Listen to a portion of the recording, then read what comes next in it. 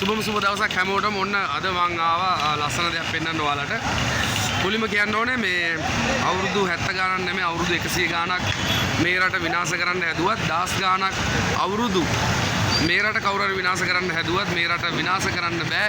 ඒ රට තමයි ශ්‍රී ලංකාව. ඉතින් මේ රටේ තියෙන ස්වභාවික සම්පත් ගත්තම මේ විශ්වයේ තියෙන අති සුන්දරම රට තමයි ශ්‍රී ලංකාව කියන්නේ. මේකේ එච්චරට ස්වභාවික සම්පත් තියෙනවා. ඉතින් ඒ වගේම තමයි මගේ යාළුවෙක් මගෙන් ඇහුවා පිටරටදී මේ රටේ මොනවද තියෙන්නේ කියලා. ඉතින් අද මම පෙන්වන්න යන්නේ මේ මහ පොළොව වගේම මේ අපේ රටාවට තියෙන සම්පත් මොන වගේද කියලා. අපි ගිහලා බලමු ඒ මොනවද කියලා. මේ මගේ උතුම් මව්බිමයි.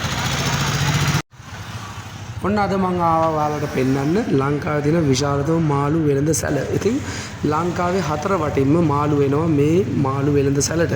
මේක තියෙන්නේ පෑලියගොඩ. ඉතින් ඔයාලා දැන් දකින්නේ අති විශාලතම පෑලියගොඩ මත්ස්‍ය වෙළඳ සැල. අපි ගිහිල්ලා බලමු ඇතුළට මොන වගේ මාළුද මිලදී ගන්න තියෙන්නේ කියලා. දැන් මම මාළු මාකට් එක ඇතුළට ඇවිල්ලා ඉන්නේ. ඔයාලට බලා ගන්න පුළුවන් මොන වගේ මාළුද වෙළඳ සැලේ තියෙන්නේ කියලා.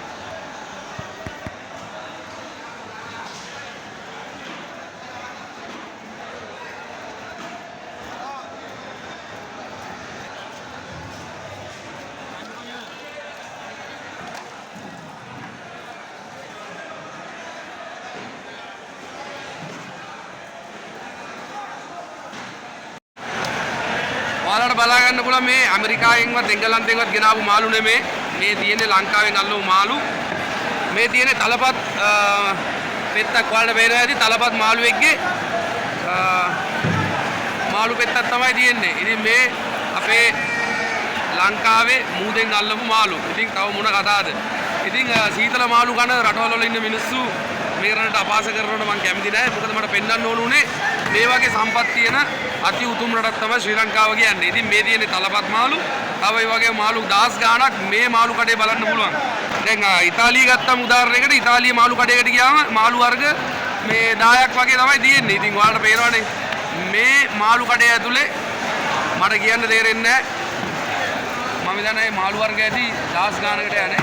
10 ගාණක්. ඉතින් 10 ගාණක් ඉන්නවලු මාළු වර්ග විතරක් මේ මාළු කඩේ ඇතුලේ. ඉතින් හිතන්නකෝ ඔයාලම මොන ලස්සන උතුම් රටක්ද කියලා මේක. මේ ඔයාලා දකින්නේ එක් දිනකට මේ මාළු මාකට් එකට එන මාළු. ඉතින් ඔයාලා හිතන්න කොච්චර ටොන් ගාණක් මාළු මේ පෑලියගොඩ මාකට් එකට එනවද කියලා. ඉතින් එච්චර ශාස්ත්‍රීය රටක් තමයි ශ්‍රී ලංකාව කියන්නේ.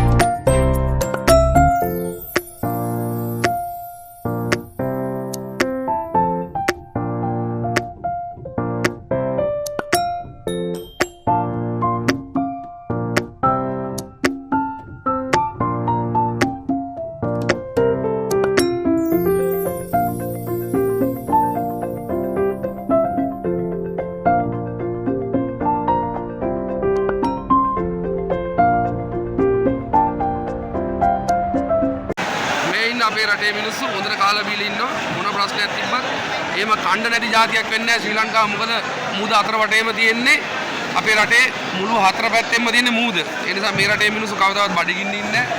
සුපිරියටම කාලා බීලා ඉන්න જાතියක් තමයි ලංකාව කියන්නේ.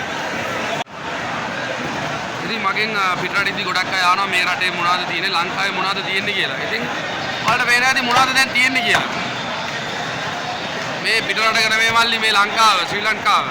ඉතින් ලංකාව අතර වටේම තියෙන මූද මේ මූද තියෙන මත්ස්‍ය සම්පත තමයි ඔයගොල්ලෝ දකින්නේ.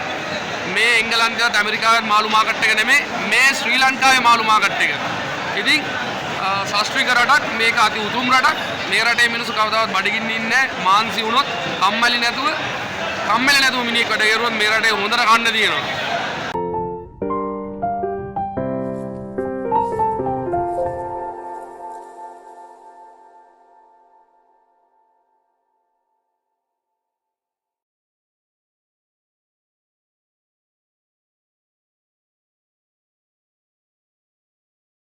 ලංකාවේ ඇදෙන සම්පත විනාශ කරන්න බෑ කිසිම එකකට.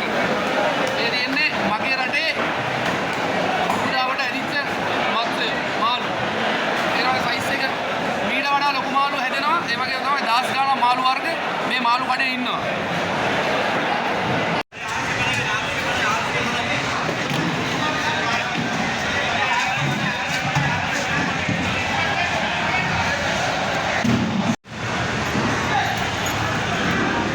නැවතත් ලස්සන වීඩියෝ එකකින් අපි මුණ ගැහෙමු මේ ටැටු ඇන්ඩ් ට්‍රැවල්. ඔයාලත් බලා ගන්න ඇති මේ රටේ මොනවද තියෙන්නේ කියලා මොන වගේ සම්පතද තියෙන්නේ කියලා. ඉතින් කතා කරන්න දෙයක් නැහැ.